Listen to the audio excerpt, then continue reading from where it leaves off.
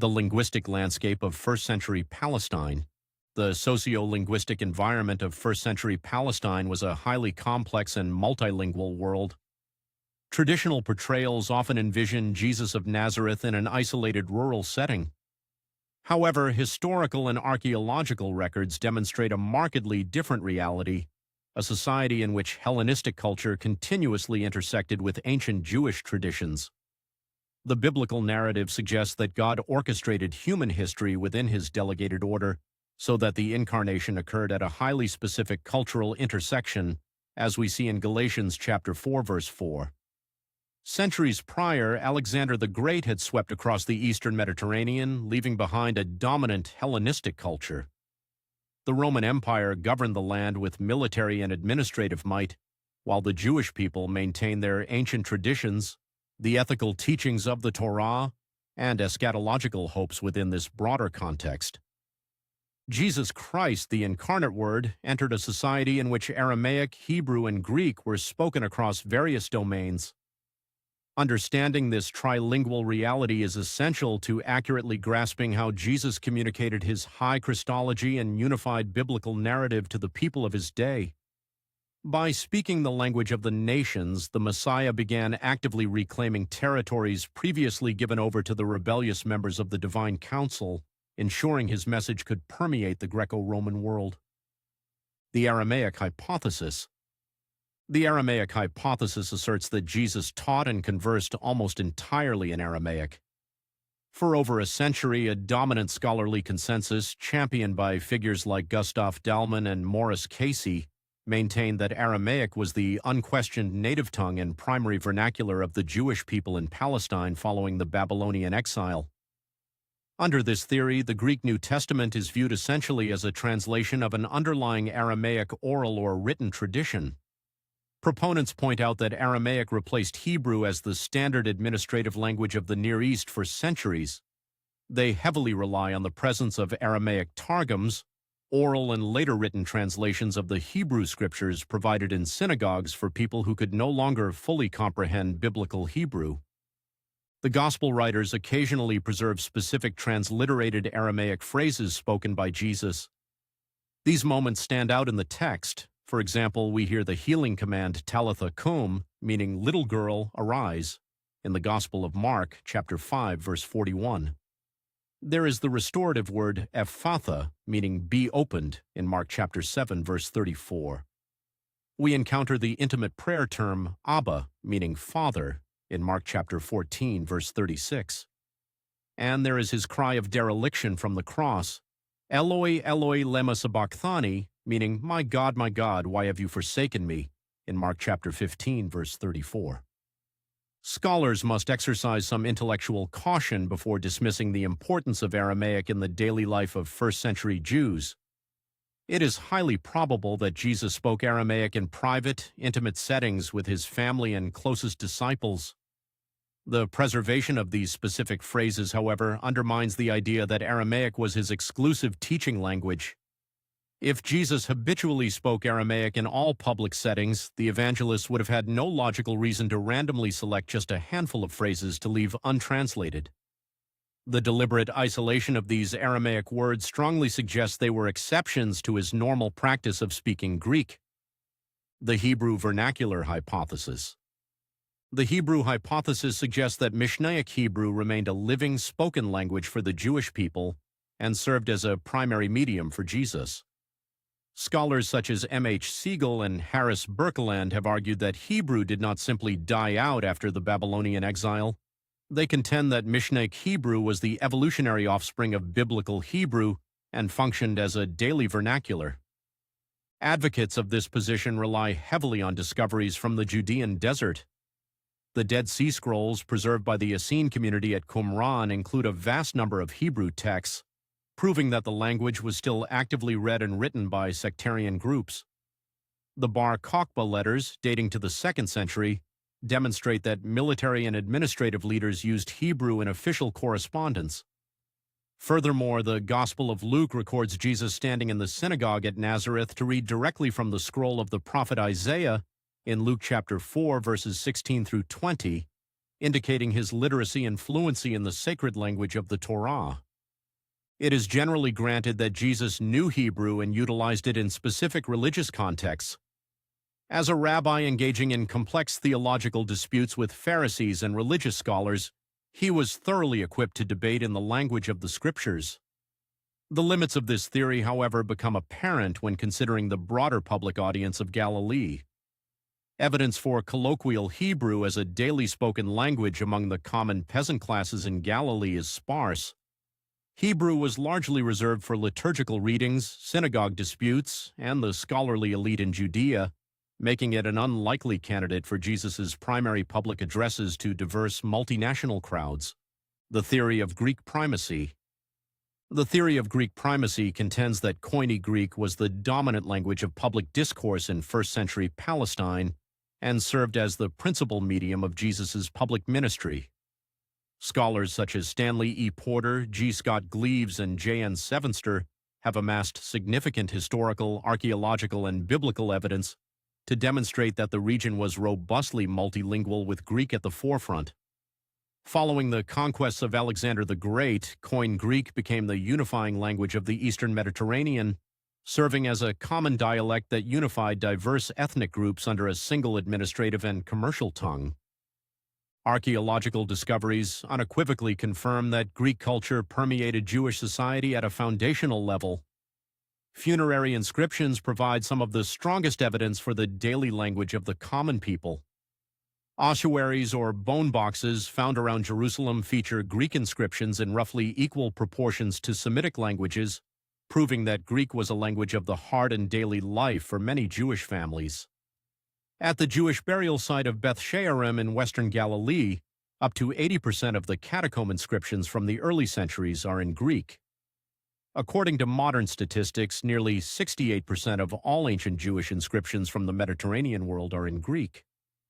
Additionally, the Theodotus Inscription found in Jerusalem reveals a synagogue built by a Greek-speaking Jewish priest specifically for the reading of the law and the teaching of the commandments in Greek.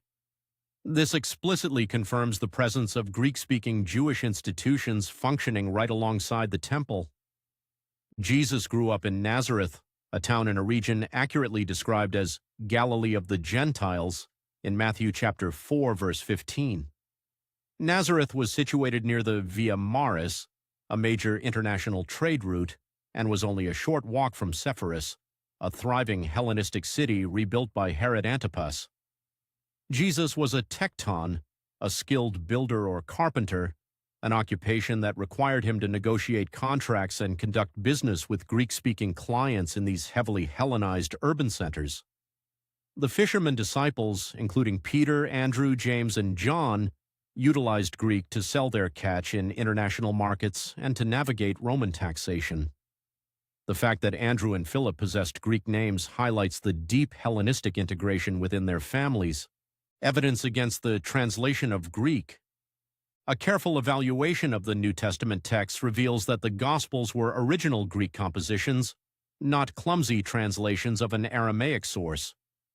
Essential to the Aramaic hypothesis is the presumption that the Gospels of the Greek New Testament were primarily translations of Aramaic originals. This assumption can be dismantled by examining the grammatical behavior of the texts. First, the entire New Testament was originally composed and preserved in Koine Greek. There are no extant Aramaic or Hebrew original manuscripts of the New Testament. Second, when scholars examine the Septuagint, the Greek translation of the Hebrew Scriptures, they can identify clear markers of translation, wooden literalism, syntactic oddities, and structural patterns that betray dependence on the source language. Third, the Greek of the New Testament reads fluidly, suggesting native composition by speakers whose Greek was shaped by Jewish heritage, rather than constrained by fidelity to an underlying Semitic original. Fourth, the presence of untranslated Aramaic loanwords, such as mammon, raka, and amen, in the Greek text, reflects the natural code switching of a bilingual speaker who communicates primarily in Greek. A translator moving a text entirely from Aramaic to Greek would simply translate all the words. Leaving specific terms untranslated is a hallmark of a speaker dropping native idioms into a second language, scriptural evidence for a Greek-speaking Jesus. The canonical Gospels record specific social interactions and linguistic nuances that strongly indicate Jesus conversed and taught in Koine Greek. The internal evidence of the biblical text shows Jesus engaging directly with individuals who had no knowledge of Aramaic. Consider the trial before Pontius Pilate. Jesus stood trial before Pontius Pilate, the Roman prefect of Judea, in an exchange recorded across all four Gospels, in Mark chapter 15, verses 2 through 5, Matthew chapter 27, verses 11 through 14, Luke chapter 23, verses 2 through 5, and John chapter 18, verses 29 through 38. As an educated Roman governor, Pilate's native language was Latin, and his administrative language in the East was Greek. He would not have known Aramaic or Hebrew. The biblical narrative makes no mention of an interpreter during their private interrogation. The narrative's pace, moving quickly among Pilate, Jesus, and the crowds, argues forcefully against an intervening interpreter. The highly nuanced theological and philosophical dialogue concerning the nature of kingship and truth demands a shared language, leading to the conclusion that Jesus and Pilate conversed directly in Greek. Jesus also had notable encounters with Gentiles. He healed the servant of a Roman centurion, as recorded in Matthew chapter 8, verses 5 through 13, and Luke chapter 7, verses 2 through 10. This military officer stationed in Capernaum communicated in Greek. Jesus traveled to the region of Tyre and Sidon, where he engaged in a profound theological exchange with a Syro-Phoenician woman in Mark chapter 7, verses 25 through 30, and Matthew chapter 15, verses 21 through 28. Mark explicitly identifies her as a Greek Hellenes, denoting her linguistic and cultural identity. It cannot reasonably be assumed she spoke Aramaic, and Jesus responded to her faith in her native Greek. Furthermore, in John chapter 12, verses 20 through 28, a group of Greeks attending the festival seek out Jesus through Philip, leading to a direct discourse. The crowds correctly assume that Jesus could teach the Greeks in the diaspora, as noted in John chapter 7, verse 35. Jesus delivered the Sermon on the Mount to massive multinational crowds drawn from Galilee, Jerusalem, and the Decapolis, according to Matthew chapter 4, verse 25. The Decapolis was a league of Hellenized Greek-speaking cities. To unify this diverse audience, Jesus taught in Koine Greek. The Beatitudes in Matthew chapter 5, verses 3 through 10, display intricate Greek poetic structures, including consonant alliteration relying heavily on the Greek letter pi.